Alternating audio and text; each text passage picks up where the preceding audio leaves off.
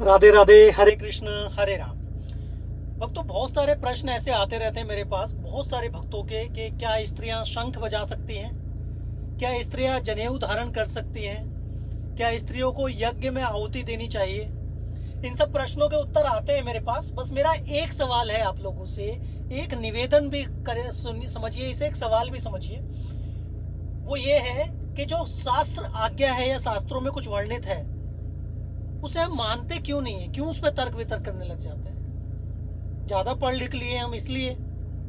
जो पुराने समय में गुरुकुल में वेद शास्त्रों की शिक्षा दी जाती थी उससे ज्यादा बेहतर शिक्षा मिलने लगी है हमें, शायद इस वजह से हम ज्यादा बुद्धिमान हो गए हैं, है ना। ज्यादा बुद्धि आ गई है हमारे पास, इसलिए हम तर्क वितर्क करते हैं कि ऐसा क्यों, ऐसा क्यों। ये सवाल बहुत ज्यादा उठते हैं। और स्त्रियों को ऐसा क्यों मना किया गया है, पुरुषों को ही क्यों। अरे स्त्रियों को देवी भी तो माना गया है, माता लक्ष्मी भी तो माना गया है शास्त्रों में। हमारे शास्त्रों में, हमारे ग्रंथों में, हमारे सनातन धर्म में स्त्री को शक्ति का, लक्ष्मी का दर्जा दिया गया है। वहां तो आप लोगों ने नहीं बोला कि पुरुष को फिर आपने नारायण का दर्जा क्यों नहीं दिया, महादेव का दर्जा क्यों नहीं दिया। देखिए, आप बहुत से लोग इस बातों को ना उल्टा पेश करते हैं कि स्त्री ने, स्त्रियों के लिए गलत क्यों रखा गया। यार स्त्री के लिए पहले फायदे भी तो देखिए ना। शास्त्रों में स्त्री को लक्ष्मी और शक्ति का रूप बताया गया है, और अगर कोई चीज मना की गई है तो किसी कारणवश मना की गई है। तो उन्हीं सब मुद्दों पे बात करते हैं। सबसे पहले बात करते हैं यज्ञोपवीत, जिसे हम जनेऊ बोलते हैं। जनेऊ किसे धारण करना चाहिए, किसे नहीं धारण करना चाहिए। जनेऊ स्त्रियां धारण कर सकती हैं अगर उन्होंने आजीवन ब्रह्मचर्य व्रत का पालन लिया है तो ही स्त्रियों को आज्ञा है जनेऊ धारण करने की, संतों के अनुसार। ठीक है। अब इसमें बहुत सारे लोग तर्क करेंगे। मैं आपसे पहले कह दूं, ये मेरा मत नहीं है। मैं वही बात करता हूं जो शास्त्र आज्ञा से हो या संतों के मुख से सुनी हो। ठीक है। जैसा हमारे संत जन कहते हो, जैसा हमारे ग्रंथों में, शास्त्रों में, पुराणों में वर्णित हो, कहीं ऐसी कोई व्याख्या आई हो, उसी के अनुसार मैं आप सबके सामने व्याख्या रखता हूँ। ठीक है। तो आपको नहीं माननी है, बिल्कुल मत मानिए। ये मत सोचिए कि मैं आपके ऊपर थोप रहा हूँ या मैं आपसे जिद कर रहा हूँ। मैं आपको सही बात बताने का प्रयास कर सकता हूँ। मानना ना मानना आपके ऊपर है। आप ये मत सोचिएगा कि मैं आप लोगों के ऊपर कोई बात थोप रहा हूँ। देखिए, शास्त्रों में ये भी कहीं नहीं, देखो जो बातें लिखी हैं वो तो माननी चाहिए, लेकिन कुछ बातें क्यों नहीं लिखी गई हैं उसका भी कारण होता है। जैसे मैं आपको समझाता हूँ कि स्त्रियों को जनेऊ धारण करना नहीं चाहिए। अगर ब्रह्म व्रत का पालन उन्होंने लिया है, आजीवन ब्रह्मचर्य का पालन का व्रत लिया है, तो वो धारण कर सकती हैं। और जो ब्रह्मचर्य व्रत का पालन लेता है, चाहे वो स्त्री हो या पुरुष, वो 3 धागों वाला जनेऊ धारण करता है। जनेऊ 96 अंगुल का होता है। ठीक है। और उसमें 3 धागों वाला ब्रह्मचर्य पालन करने वाले व्यक्ति को या महिला को 3 धागों वाला जनेऊ धारण करना होता है। पुरुषों को जनेऊ जरूर धारण करना चाहिए। अब तो नहीं होता है, लोग नहीं करते हैं, लेकिन पुरुषों को जनेऊ धारण करना चाहिए। और जनेऊ उनको 6 धागों वाला धारण कराया जाता है। जनेऊ के संस्कार है, 16 संस्कारों में से एक संस्कार है। वैसे तो बहुत सारे लोग 24 संस्कार की भी बात करते हैं, लेकिन मेन संस्कार 16 है। उन 16 संस्कारों में से एक यज्ञोपवीत जनेऊ संस्कार भी होता है। तो जब जनेऊ धारण कराया जाता है तो जनेऊ में पुरुष को जो धारण कराया जाता है वो 6 धागों वाला जनेऊ होता है, जिसमें से 3 धागे उनकी पत्नी के होते हैं और 3 उनके अपने। तो जब पत्नी के ही धारण कराए जाते हैं पति को, इसलिए महिलाओं को जनेऊ धारण कराने की आवश्यकता नहीं होती है, क्योंकि जनेऊ बहुत ही ज्यादा पवित्र चीज है। उसका बहुत पवित्रता से ख्याल रखा जाता है। और स्त्रियों को आज्ञा नहीं है कोई भी लंबे अनुष्ठान की, क्योंकि उनकी हर महीने उनकी तबीयत बिगड़ती है, मासिक धर्म आता है तो जनेऊ अस्वच्छ हो जाता है। तो हर 15 दिन में वो जनेऊ नहीं बदल सकती हैं, या हर महीने जनेऊ बदलना संभव नहीं है। यज्ञोपवीत हर महीने बदलना संभव नहीं है, इसलिए मना किया गया है। उन्हीं का उनके पति को धारण कराया जाता है, क्योंकि एज पर शास्त्र जो धर्म पत्नी है उन्हें अपने पति के किए गए हर एक पुण्य का 50% ऑटोमेटिकली जाता है, क्योंकि वो अर्धांगिनी इसीलिए कहलाती है। अर्धांगिनी जो कहलाती है वो इसीलिए कहलाती है, पति कोई भी पुण्य करता है, कोई भी तीर्थाटन करता है, कोई भी व्रत अनुष्ठान करता है, तो उसका आधा भाग अर्धांगिनी को स्वतः ही पहुंच जाता है। इसलिए उन्हें अर्धांगिनी कहा जाता है। तो इसीलिए पति को ही धारण कराया जाता है, पत्नी का भी जनेऊ, क्योंकि पत्नी जो महिला है वो बार बार मासिक धर्म से उन्हें गुजरना पड़ता है और स्वच्छता का ध्यान नहीं रह पाता है। तो जनेऊ बहुत ही ज़्यादा पवित्र वस्तु है जिससे उन्हें कोई पाप ना लगे, इसलिए पति को धारण कराया जाता है। अब ये लिखा तो कहीं नहीं है शास्त्र में कि महिलाएं जनेऊ धारण नहीं कर सकती हैं। बहुत से लोग बोलेंगे ऐसा कि महिलाएं जनेऊ धारण नहीं कर सकती हैं, ऐसा तो कहीं शास्त्र में नहीं लिखा। प्रभु, शास्त्र में तो ये भी नहीं लिखा कि पुरुष चूड़ियां धारण नहीं कर सकते, चूड़ियां नहीं पहन सकते, पुरुष मंगलसूत्र नहीं पहन सकते हैं, ऐसा भी तो नहीं लिखा हुआ है ना। लेकिन कुछ चीजें तो कारणवश होती है ना। देखो, किसी चीज को करने का कारण होता है, ना करने का भी कारण होता है।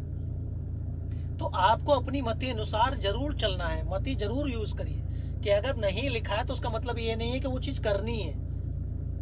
हिरन मांस नहीं खाता है, घास खाता है, लेकिन ऐसा कहीं लिखा है क्या हिरन मांस नहीं खा सकता? तो इस बात पे बहस की जाए, मतलब तर्क वितर्क कुछ भी हो सकता है। शास्त्र आज्ञा, संतों की आज्ञा को मानना सीखिए। अपने ही धर्म का विनाश करने में, नष्ट करने में मत लगिए, बहस मत करिए उन चीजों पर। अभी भी मैं आपसे ये कहता हूं, मैं फिर भी हाथ जोड़ के मेरा यही निवेदन है, भाई आपको बात नहीं माननी मत मानिए, संतों की, शास्त्रों की आज्ञा नहीं माननी मत मानिए। मैंने बता दिया, क्योंकि महिलाओं का जो जनेऊ है उनके पति को ही धारण कराया जाता है, ठीक है। अब बात आती है कि कोई अगर धारण कर लेता है, जैसे हमारी एक बहन है मीनाक्षी जी, उनका इंस्टाग्राम पे चैनल भी है, उन्होंने भी यज्ञ पवित्र धारण किया। वो देखिए उनका अपना व्यक्तिगत मत है, उस पर मुझे बहुत लोगों ने प्रश्न किया कि उन्होंने धारण किया हुआ है, उस पर कोई टिप्पणी करिए। देखिए, मैं किसी पर टिप्पणी करने के लिए नहीं बैठा हूँ, मैं आपको सही गलत बात पहुंचाने का प्रयास करता हूँ, वो भी संतों के मुख से सुनी हुई, अपने मत अनुसार नहीं। तो मेरा आपसे यही निवेदन है कि आपको अगर बात माननी है, अच्छी लगती है, समझ में आती है कि हाँ ये सही बात है, तो आप उस बात को स्वीकार करिए। दूसरी बात आती है, बहुत सारे व्यक्तियों ने मुझसे प्रश्न किया था, महिलाओं ने भी प्रश्न किया था कि क्या स्त्रियां शंख बजा सकती हैं? देखिए, शास्त्र में ये भी नहीं लिखा हुआ है वैसे कायदे में कि बजाना चाहिए या नहीं बजाना चाहिए। स्त्रियों को शंख बजाने की मनाही इसलिए शुरुआत से, सनातन के शुरुआत से इसलिए की गई है, क्योंकि जब मैं वही बात कर रहा हूँ जो संतों के मुख से सुनी हुई है या मैंने पढ़ी हुई है कहीं व्याख्या में, स्त्रियों को जो समुद्र से शंख निकलता है उसे बजाने की मनाही है, और किसी धातु से बने शंख की या मिट्टी से बने शंख को बजाने का उन्हें पूरी अनुमति है। क्यों मना करते हैं शंख बजाने के लिए, उसका भी मैं कारण आपको बता देता हूँ। वो कारण ये है कि समुद्र मंथन जब हुआ था तो माता लक्ष्मी वहां से प्रकट हुई थी, तो समुद्र देव माता लक्ष्मी के पिता तुल्य हो गए। तब से माता लक्ष्मी समुद्र देव को अपना पिता रूप में स्वीकार करती है। उसी समुद्र से शंख भी अवतरित हुए थे, शंख भी निकले थे, तो उस नाते माता लक्ष्मी के शंख जो है भाई हो गए हैं। और किसी भी बहन को भाई को मुख से लटकाने का अधिकार नहीं है, मुख से छूने का अधिकार नहीं है। इसलिए संतजन मना करते हैं कि समुद्री शंख को स्त्रियां ना बजाएं, क्योंकि वहां जो आपका उनसे संबंध बन जाता है, भाई बहन वाला बन जाता है, इसीलिए मना किया जाता है। बाकी आपकी इच्छा है, भाई आप माने या ना माने, आपको बजाना है बजाइए। लेकिन भाई मैं तो इतना जानता हूं, मैं अपने आप पे तो नियम फॉलो कर सकता हूँ, आपसे नहीं करा सकता। अपने आप पे नियम फॉलो कर सकता हूँ, अपनी पत्नी से करवा सकता हूँ, अपने परिवार से करवा सकता हूँ, क्योंकि उन्हें अगर बात समझ में आती है, उन्हें मैं समझा सकता हूँ, उन्हें बात समझ में आती है और बात तथ्य के साथ हो, सनातन संस्कृति से जुड़ी हुई और उसके फायदे की बात हो, तो उन्हें जरूर फॉलो करनी चाहिए। स्त्रियों को शास्त्र आज्ञा नहीं देता आहुति देने के लिए भी, यज्ञ में आहुति देने के लिए शास्त्र आज्ञा नहीं करता है। स्त्रियों को शास्त्र आज्ञा नहीं करता है किसी भी लंबे अनुष्ठान की। अब आप आहुति देना चाहते हैं, आपकी इच्छा, आप बिल्कुल सामग्री छोड़िए, आहुति दीजिए, आपकी इच्छा है, शास्त्र आज्ञा नहीं करता है।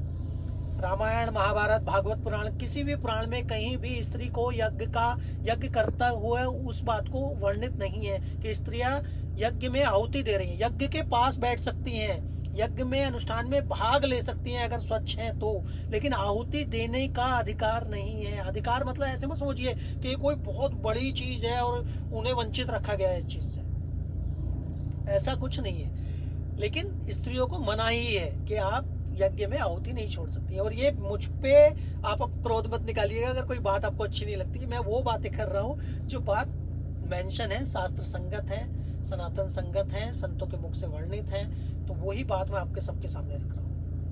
अब बाकी आपकी इच्छा है, आप माने या ना माने। मैं तो बस एक बात कहूंगा आपसे, जो मैं सभी वीडियोस में कहने का प्रयास करता हूँ, संतों की, वैष्णवों की, पशु पक्षियों की, हर जीव की सेवा का भाव बनाइए, खूब नाम जप करिए।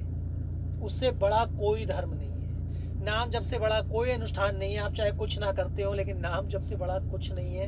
इन नियमों, इन बातों में, शास्त्र में क्या वर्णित है, कहाँ क्या वर्णित है, इसमें ज़्यादा डीपली जाने से अच्छा है कि नाम जप करें। अब मेरे पास प्रश्न आते हैं तो मैं प्रयास करता ही हूँ उत्तर देने का, लेकिन नाम जप ही एकमात्र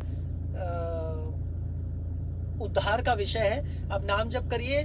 बाकी प्रश्न, जो प्रश्न आप मुझसे करते हैं, इनके प्रश्नों के उत्तर आपको स्वतः ही मिलते जाएंगे, आंतरिक भाव में ही मिलते चले जाएंगे। ठीक है, तो इसलिए आनंद में रहिए। राधे राधे, हरे कृष्ण हरे राम।